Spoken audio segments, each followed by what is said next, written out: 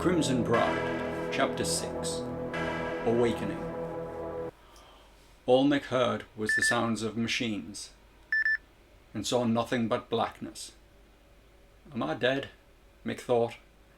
He tried to open his eyes, but shut them just as quickly, as a blurry but bright yellow light was too much for his eyes, stinging like salt in an open wound. He attempted to open them again. Slowly, the blurred outlines of white figures appeared, wandering around. "Ah, I think he's beginning to wake up," said the soft female voice somewhere to his side. As his eyes opened, he started to register where he was now. Being attended by two young nurses, he began to realize he was in the hospital. Mick heard people talking. "Go and tell the detectives he's coming round," one nurse said to another, noticing the tap of her shoes as she walked off.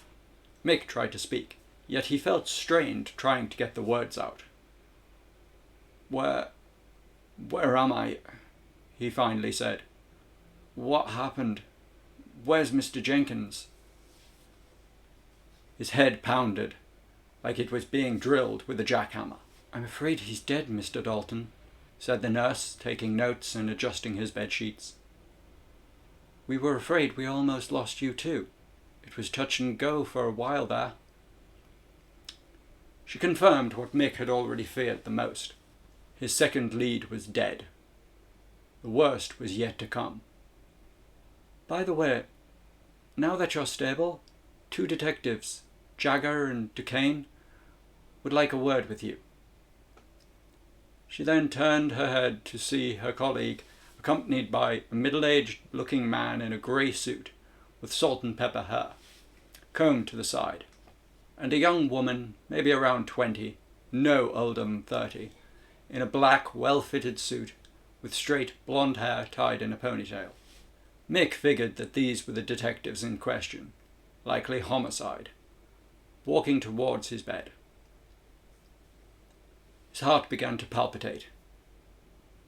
"Am I under arrest?" he thought. The PI studied the approaching detectives, taking note of how grim and sharp the male detective looked, and how his companion was clearly new to her role, but somehow looking just as steel-eyed as her partner. "Good evening, Mr. Dalton," said the older male detective, taking the liberty of occupying a visitor's seat.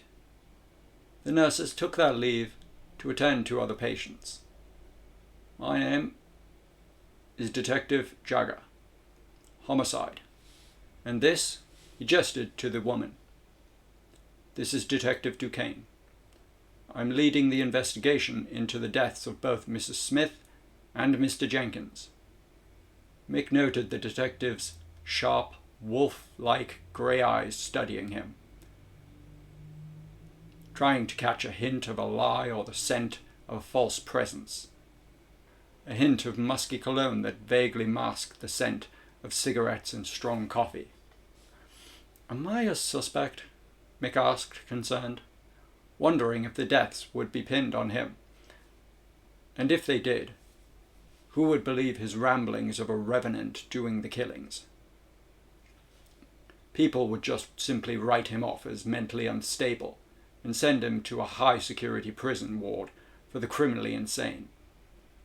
He had to be careful how he answered these questions. "You were present at both crime scenes.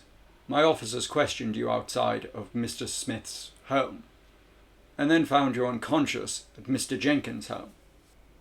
He studied Mick sharply. He was a cop who could smell a lie. "How did you become acquainted with the deceased?"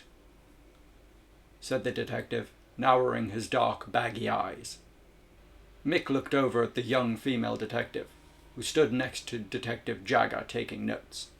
Mick thought to himself that this cute thing probably slept her way to her position, because she looked way too young and hot to get there on her own.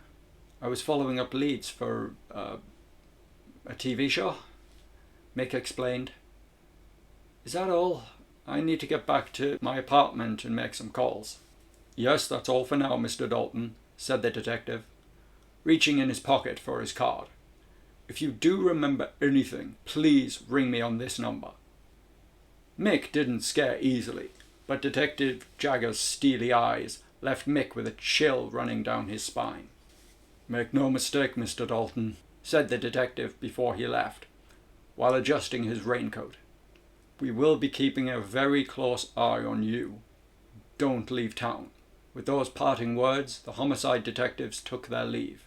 As soon as he felt able, Mick collected his belongings and discharged himself, against doctor's advice, before any other visitors, living or dead, came to see him.